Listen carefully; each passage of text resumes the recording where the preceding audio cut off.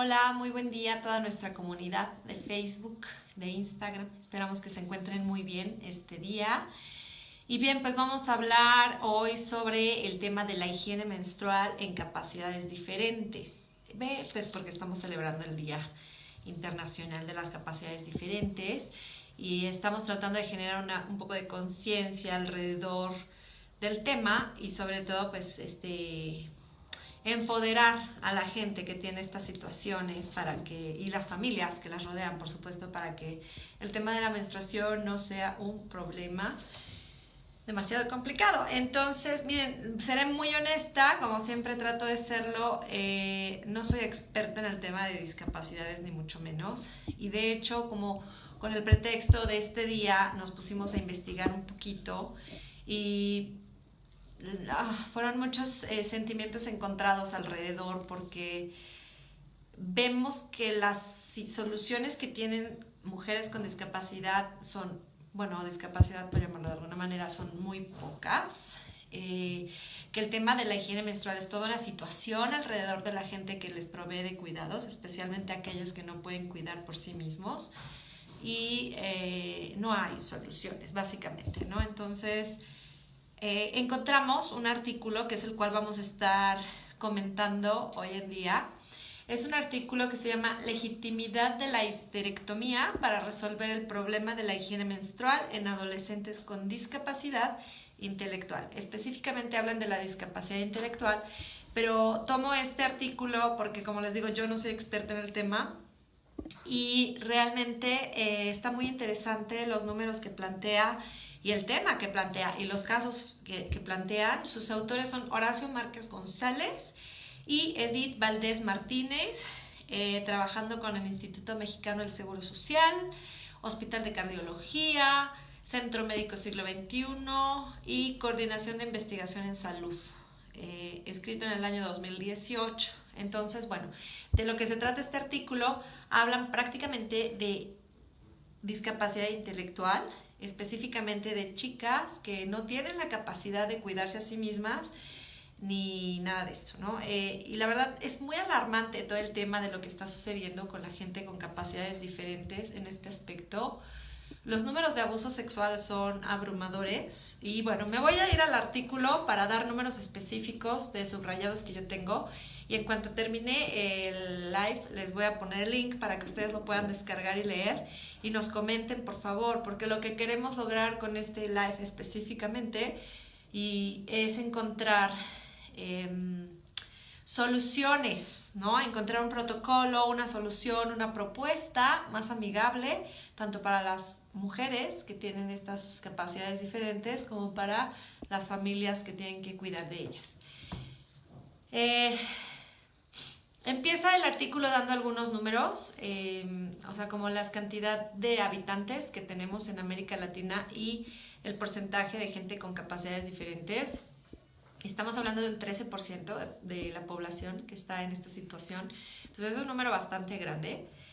Y dice, respecto a las mujeres entre 0 y 14 años, o sea, las jovencitas que son las que están en edad menarca, que es cuando empiezan a menstruar, ¿no? Esa es la menarquía.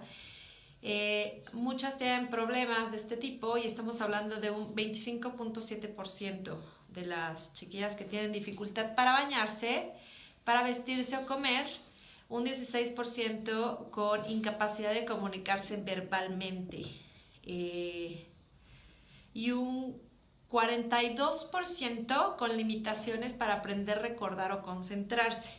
Entonces, ¿qué es lo que sucede?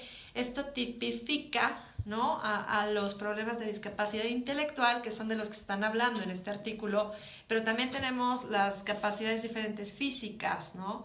De hecho, hacíamos como un ensayo de, bueno, a ver, si tú estás en una silla de ruedas, también depende de dónde tengas, ¿no?, el bloqueo de movimiento o de movilidad, pues para saber si puedes o no ponerte una copa menstrual o cambiarte, o si utilizas una toalla femenina, o qué es lo que estás utilizando para contener la menstruación, qué tan fácil es cambiarlo y qué tanto no. Pero específicamente hablando del tema de discapacidad intelectual, se clasifican tres diferentes remedios o formas en que se gestiona la higiene menstrual. La primera son las maniobras educativas, que es lo que le llaman, y es básicamente donde podemos entrar la mayor parte de mujeres, si tenemos claro qué es lo que se tiene que hacer.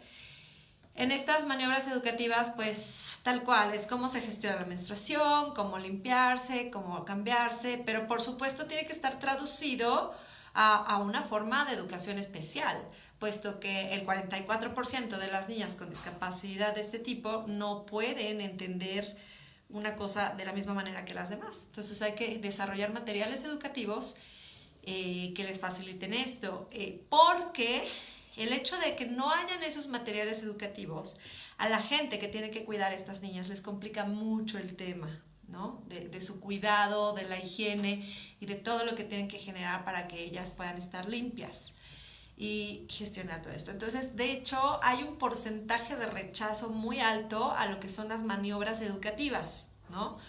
Los padres, los cuidadores, la gente del seguro, del doctor dicen que flojera, la verdad, estarlas educando porque no entienden nada y yo no tengo tiempo de estarlas educando. Y a algunas familias además les es muy caro porque tienen que generar los materiales, tienen que estar repitiendo todo esto. Y ni siquiera hablemos ya de un proceso de menstruación consciente, estamos hablando de los procesos de higiene básicos. Entonces las maniobras educativas de higiene básica están siendo rechazadas por los cuidadores de estas niñas, ¿no? O de estas mujeres. Y esto se complica y ahí es donde gracias Maya, ahí es donde se pone muy alarmante el tema y se conecta, por supuesto, con todo lo que está sucediendo en todos los países en este momento alrededor de la violencia de género. Porque los cuidadores de estas niñas o de estas mujeres que no pueden defenderse, que no pueden hablar, pues es que estamos hablando de un 93% de abuso sexual en esta población. O sea, de 100 niñas que están en esta situación, 93 son abusadas sexualmente por sus cuidadores y el 20% dentro de la propia vivienda. Esto sale en este artículo, ahí están los números, ahí están las fuentes. Y esto es absolutamente, o sea, es un número muy demasiado... a mí personalmente me conmueve, me llena, no sé qué podamos hacer para solucionarlo. Pero el hecho de que exista tanto abuso sexual alrededor de estas personas genera que entonces la decisión más fácil para los cuidadores es, o sea, sin meternos en el tema de qué es lo que están haciendo para evitar el abuso sexual, el tema es darles terapia hormonal para que no menstruen. Entonces eso es lo que están haciendo, les están dando terapia hormonal y están haciendo otra cosa que se llama ablación endometrial. ¿Qué quiere decir? Pues es básicamente como un legrado, les quitan todo el tejido endometrial para que no menstruen y entonces pues las niñas ya no menstruan y pues tampoco pueden embarazarse. Y lo mismo con la terapia hormonal, que puede llegar desde anticonceptivas hasta implantes para inhibir la menstruación. Y esto, y por supuesto, pues como sabemos, todo lo que es el tratamiento hormonal y la terapia hormonal tiene muchas consecuencias a nivel emocional, cognitivo, intelectual, físico, ¿no? Y bueno, ablación endometrial ni hablar. De hecho, la ablación endometrial es una de las menos preferidas porque genera muchas consecuencias posteriores al tratamiento y es muy doloroso, ¿no? Y las chicas pueden estar durante muchos días con el tema. Entonces este artículo lo que propone como discusión, porque la conclusión es que no está tan buena la solución, es la histerectomía, es decir, quitarles el útero, ¿no? Entonces de esta manera evitan los embarazos por los abusos, por el 93% de casos de abusos, y quitar el problema de menstruación en el cual pues, los cuidadores ya no tienen que lidiar con el tema menstrual. Ajá. Y por supuesto, pues la histerectomía no tiene tantas consecuencias, no es tan difícil de cuidar, no afecta tanto la parte hormonal, es como una super solución, pero es una solución para quién, que es lo que está planteando este artículo. O sea, quién es realmente el que se ve beneficiado de una histerectomía, ¿no? Y entonces entra toda esta discusión ética, moral, de qué está pasando con la parte de los... ¿cómo son los derechos humanos de las niñas y mujeres que tienen discapacidad intelectual, ¿no? Aquí viene una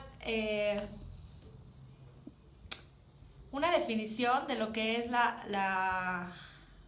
O sea, para clasificar a una niña en discapacidad intelectual, dice lo siguiente.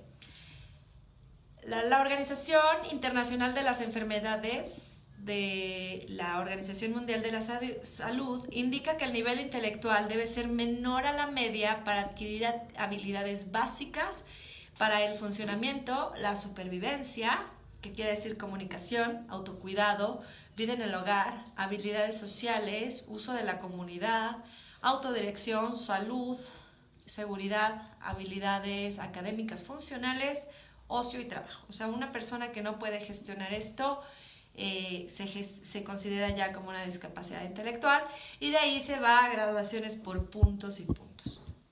Entonces hay toda una discusión en el mundo de los que cuidan y toda la gestión de discapacidades intelectuales, físicas y todo esto. De la gente, o sea, una persona que no puede cuidar de sí misma y de su cuerpo está muy vulnerable al abuso sexual, y las cifras son realmente alarmantes, el tema de abuso sexual que hay en este tipo de discapacidades. Y además están muy vulnerables porque no pueden gestionar su menstruación, ¿no? Y tampoco pueden aprender métodos ni cosas así. Entonces es como todo un tema. La verdad, estamos aquí en el equipo desde que empezamos esta investigación hace unas 3 semanas muy consternadas, porque es como wow, ¿no?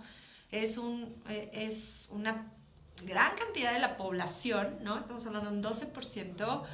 No sé qué número sea realmente el que no puede cuidarse de sí mismo. Y aquí no habla de la gente con discapacidades físicas, que también me encantaría, si alguna o sea, que vean este live, por favor, díganos, porque sí me siento perdida en el tema. Y pues ver cómo está la situación. Entonces creo que es un área en la cual tenemos que, todas las activistas menstruales y todas las mujeres que estamos gestionando la educación menstrual, la higiene menstrual, y quienes estamos en este tema, pues de poner atención, ¿no? Y también muy especialmente al abuso sexual que está habiendo de estas niñas. Porque al final una de las conclusiones que dicen es que darles el tratamiento hormonal o darles la esterectomía lo que hace es que ya no se puedan embarazar. Entonces la única señal que a veces queda de un abuso sexual es que la niña se embaraza, y entonces ahí se enteran de que hubo un abuso sexual. Entonces pues ya si les das estos otros tratamientos, pues ya no te enteras.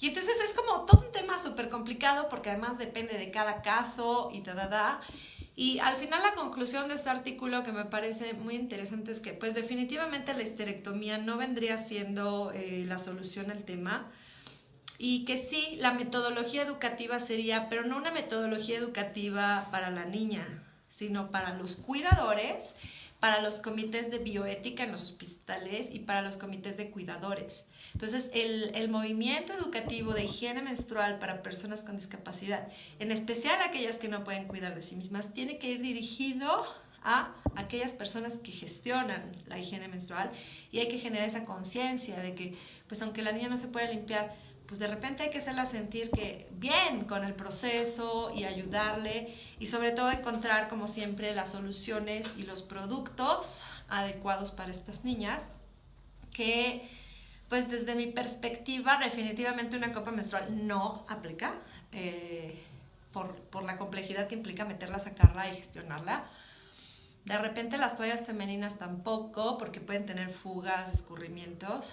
A lo mejor para el cuidador sí, una toalla femenina desechable o un pañal, que es lo que usan a veces, desechable, puede ser más práctico.